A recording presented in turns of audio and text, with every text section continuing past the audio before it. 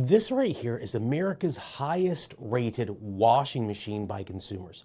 It has a small but extremely dedicated customer base who sing the praises of this machine quite often. But is it really that great? And why would so many people choose the Speed Queen TC5 over all the other machines today on the market? I'm going to try to test the unit, and I have many others in the video that we've tried in the past few months to find out if this is really the queen of washing machines or if a bit of regicide is in order. At $1,329, it's one of the most expensive top-load washing machines in the US.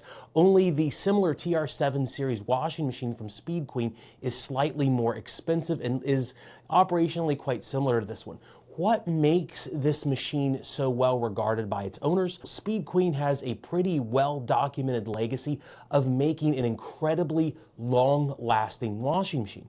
While other brands on the market have seen a huge nosedive in quality over the past few years, Speed Queen has tried to buck that trend, maybe even gone in the opposite direction. This machine looks, feels, and runs like a washing machine would from the 1990s. You were probably too busy back then playing GoldenEye 64 multiplayer to know what a washing machine acted like back then, but according to the Speed Queen fans, this machine's like picking Oddjob with a golden gun, which is to say it's a little bit unfair to its competition. One quirk that we're going to talk about though in this machine quite a bit later is that it is oddly proportioned, a bit like me. Basically, every other top-load unit on the market is 26 and about 3/4 of an inch wide. This is 25 and 5/8 inches wide. It's 1 inch more narrow than basically any other unit on the market. Why not discuss it now? Well, this is YouTube and we have to save some of the drama for later so you'll keep watching, but it really relates to the fact that the tub on this washing machine is smaller than most other units on the market. The drum is only about 3.24 cubic feet. A lot of the testing I wanted to do on this machine centers around the question if that's actually big enough or not for most people to do laundry, and what are the constraints of this really well-built machine. Even though people love the turnstile knobs on the machine, what really sets us apart from everything else on the market is the fact that it's super reliable. These units are made and assembled in Ripon, Wisconsin, and they're designed with reliability as probably the #1 factor in mind, and it is far and away the highest quality machine on the American market for a top loader. Speed Queen works to design their washing machines to last for 20 to 25 years, whereas most other manufacturers that are available in the US market, you're lucky to get 10 years out of most of them. In the real world, we see machines on average lasting much less than the claimed 10 years that most manufacturers offer because of shoddy designs and the fact that manufacturers tend to cheap out on small, seemingly insignificant parts that can cause bigger issues later on. But before we get to washing with the unit, let's talk about the controls on this just a little bit. These are all 3 physical knobs that you see here, like what you may have become accustomed to in the far past. But I would note though that behind all of these knobs is, like every other manufacturer out there, it's an electronic control system behind the knobs. You can't see it now, but we'll get to it in a minute. The options selector here has an option for extra rinse, pre-soak with an extra rinse, and then a heavy soil modifier. Now, I found that the heavy soil modifier was kind of the most interesting ones. It adds between 3 and 8 minutes of agitation and soaking depending on the mode you select. You have the deep fill option here. It adds roughly 10 gallons of extra water to totally fill up the tub. Like many of the classic Speed Queen washers that are out, it doesn't have a lid lock in it. It does have a lid switch like older washers do, but it's merely going to stop the unit from running on agitation or spinning when you lift it up. So you can add detergent easily without stopping the machine or making it go haywire. If you lift the lid up during spin mode, you can just drop it down and it will either restart or just simply tap start to get back to it. One of the key things that I wanted to do on testing the machine was to see what its capabilities are. This is one of the most expensive top-load washers on the US, and it's important, I think, to test how it works and to consider the results against other units, so we're not reviewing this necessarily in a vacuum. I tried LG's WT8405 and Samsung's 40A3005, and then we're also going to look at Speed Queen's other offering that I've bought recently, which is the FF7009WN, because I think there are some very important arguments to be made in comparing Queen. Like all of our other recent tests, we've used a Swiss Attest 135 stain strip which is what the government mandates that companies use to prove a washing machine is going to clean properly. These tests run $25 each, which is pretty rough on the price, but I've already spent like $5,000 testing these different washers, but so oh well. Then we stained each of the shirts up for testing. Each shirt that we test has the same exact color of coffee, ketchup, red wine, motor oil, cranberry juice, tomato sauce, mustard, lipstick, barbecue sauce, and chocolate. That's what you see on this nasty shirt here. I let all the stains on this shirt set for a minimum of 2 days, but we do that for every single white shirt that we've used in every single test. So the stains are absolutely set in.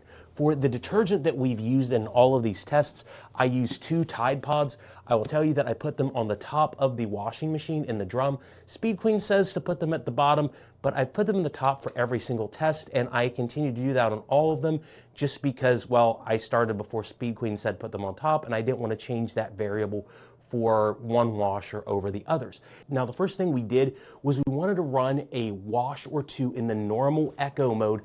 And man, I gotta tell you, the normal echo mode is possibly the worst mode ever created on any washing machine. If you run it in heavy soil with normal echo, it isn't absolutely terrible, but if you just run it in true echo, it is the worst score we've ever seen on any of our wash tests. How bad is a score of 431? Well, you can kind of decide for yourself. This is the worst test we've ever done on any machine ever, period. And this is by a long shot. The worst score we've ever seen outside of this 431 are in the low 300s from other units using like normal or quick wash, just to show you how bad that is. We also have the stain strips, which I don't have inside the washing machine to show you, but it was in the low 20s on that score. About 20% of the soil was removed, which is also the lowest score as well. Why would this mode exist though? As of about 2011 or whereabouts, the US government made sure that all the manufacturers restricted their water and energy usage to a predetermined level based on the amount of clothes in the unit, and that does not work well for this unit's tub size in order to save the environment. But most owners of the Speed Queen TC5 are going to tell you straight up that they're designed to save money and the environment due to reliability rather than water or electricity efficiency. There's no way you could rate or rank a machine based on this mode right here. Where the unit actually shines, I think, is in the 40-minute heavy-duty mode, and that's what most owners are going to tell you. Now, for the heavy-duty test, I went ahead and tried it with and without the deep water fill mode. We ran it on warm, and it runs about 40 minutes, which is a very fast wash for a heavy-duty system on a top loader. Most top loaders are going to go a bit longer than that. I did video that 40-minute wash, and I'm going to upload it on YouTube for everyone to see. Now, what's interesting is that even without deep wash, it ran pretty good. In fact, it had the best stain removal score without deep wash at 205.13. And if you're wondering what 205.13 means, this is what it looks like with a score of 205. By comparison, you can see here what your normal is going to look like, and there's really no comparison between a score of 205 versus 413 or 431, but that was just the stain removal score. When it came to the test strip for the heavy duty wash without deep fill, it only had a score of about 24.5. Now on heavy duty with heavy soil and the deep wash, the scores actually flip-flopped a little bit. We found a stain removal score of 257.87 on the stains, which wasn't that good, but the stain strip actually improved to 34.1 while using 37.4 gallons of water on the warm setting. Overall, the scores were quite good for a 40-minute wash, but you don't have to take my word for it. I do have all the scores and data and information posted on a Google spreadsheet that I'm going to link in the video. Next, one of the biggest controversies that there is when it comes to a TC5 is if the TC5 can handle comforters. This has been argued back and forth online for a while, and this was one of the most important tests I could think of because some of my viewers are going to absolutely need the capability to wash a comforter and others aren't. Now, when it comes to the test for comforters, we had to use the stain strips again. And the answer on the TC5, whether or not you can do a comforter, is no. You cannot do a queen size comforter or a king size comforter in a TC5. This was one of the poorest tests I tried with the unit. with the stain strips. I tried both a deep wash as well as a non-deep wash, and the scores were almost identical at 23.5% and 23.1% respectively. Even in the deep wash test where I filmed some of the load, the agitator failed to mix the comforter into the tub. In some areas, even on camera, in the first 12 to 15 minutes never got wet to be agitated in the wash on deep fill. By comparison, as a note, we did the same bedding test with the LGWT8405 with this same exact comforter here, and it averaged a score of 29.5 between washing just the comforter and the comforter and 3 additional blankets. So even with blankets in it, throwing a really bad case scenario, it still outperformed the TC5. Unless you have a twin size comforter or smaller, this is not going to be a machine that I would recommend for you at this time. I wish I could say something otherwise, but the tests were just bad. Now, another test that I wanted to run when it came to this machine was what I call a max pack test. One of the often repeated phrases is you can pack a TC5 full as possible of clothes and it's going to wash great. The tub size, even though it's the smallest on the market, well, it doesn't really matter. What I found on the unit isn't really true. And there's a pretty notable limit on what this machine can do when it comes to washing a large or full amount of clothes. In the manual that you have with the TC5, it states that the absolute maximum you can actually fill with this unit is 16 pounds of clothes. Although you could actually get 20 pounds of clothes into the unit, I would not suggest going over 14, maybe 15 pounds at the most in any case. Ultimately, I would say that the drum size can be restrictive, and you do need to take that into consideration when you want to purchase a washing machine. At least 12 pounds of clothes are going to be plenty for most families, but if there's a situation where you had to do more all at once or you had large comforters, the TC5 is not the washing machine you want to get. Now, by comparison to all the other top loader tests we did, the TC5 did a great job washing clothes in terms of stain removal using a 12-pound load of clothes. I would say it did better than the LGWT8405 and just as good as the Samsung WA40A3005. That is a belt-driven Samsung unit with an agitator, and it performed well in a shorter period of time. On the stain strip tests, the WT8405 had higher scores on the stain strips, but usually it was accompanied by longer run times. I think those tests are based more on the length of time than the stain removal that we find important. In the end, the TC5 does a great job of cleaning your clothes as long as you stick with the heavy duty, extra soil, and probably the deep wash. The unit does have extra modes for pre-soak and extra rinse. If you need to get the clothes cleaner and have extra problematic stains, we've tested them quite a bit on front loaders, which works very, very well and will even get you a better stain score than what we had here.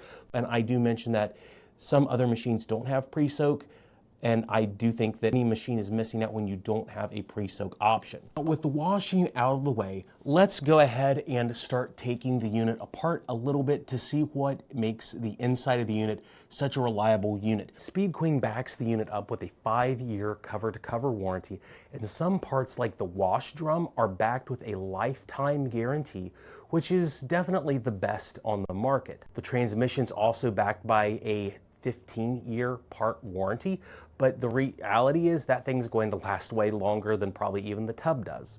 If you want to access the controls at the very top of the machine, there are 3 screws that keep the top cover in place. You can easily access what's behind the top cover, which is what you see here. Interface board with only a scant few components on it, and it's very similar to what we saw on the FF7 interface. In view of the board, we find out that Ego out of Mexico made the interface, and that is a pretty good company in my experience on appliance repairs in terms of board manufacturers. Ego also made the interface board for the FF7 front loader by Speed Queen, and as a note, all the components behind the knobs are digital, so there's no physical components behind the interface.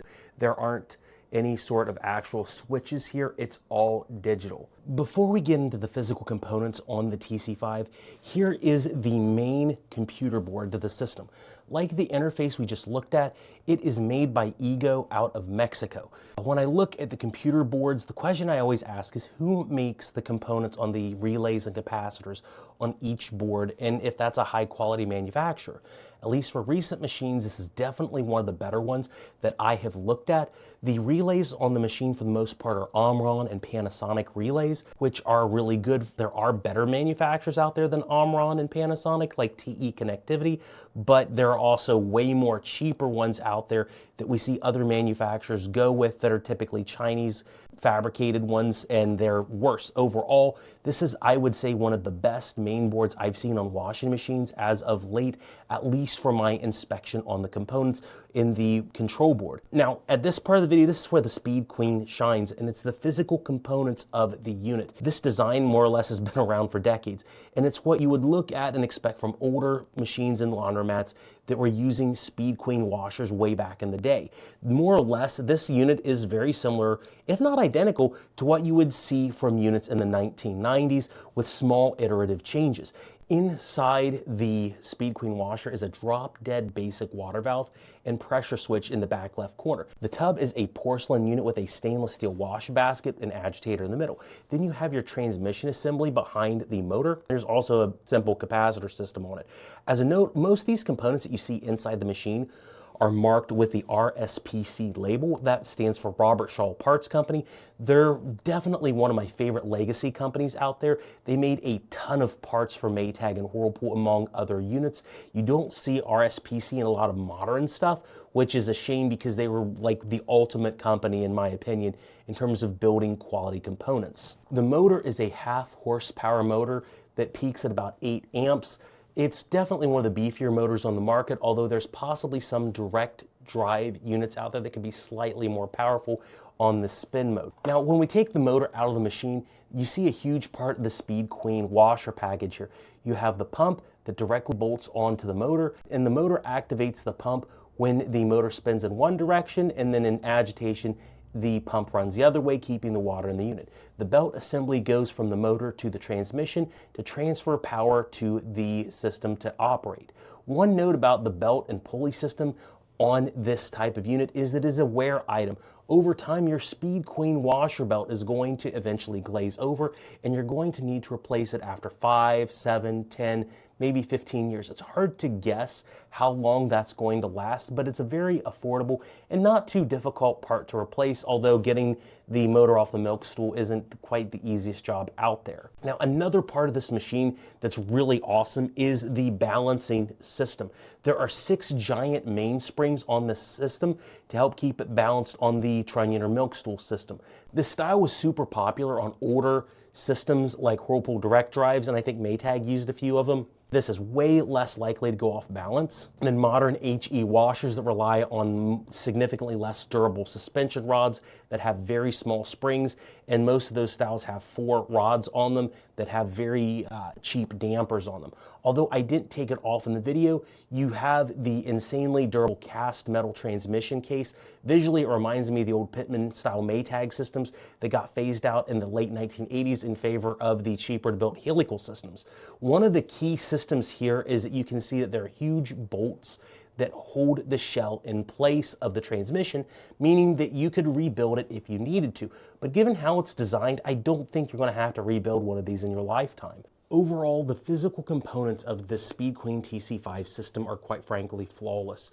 Although I prefer the Whirlpool direct drive system for ease of access, that platform doesn't exist anymore. It was phased out in 2011 due to high energy mandates, so it's not a choice that I can tell people to go buy today. This is the closest thing that reminds me to that system, which is by far my favorite ever designed.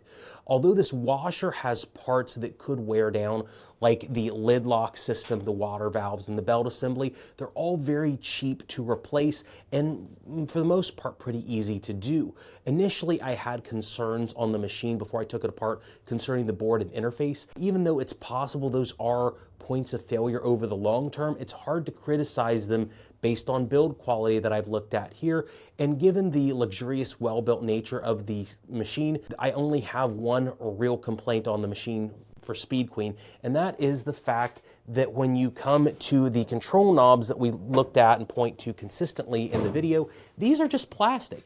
I don't understand why a machine that prides itself on stainless steel has really cheap, chintzy knobs, but that's a minor gripe. With all of these facts considered, with wash quality, build quality, and general operation, what is the verdict on the TC5 washing machine? Ultimately, I think this can be the best washing machine ever for many of my viewers, but not all of them.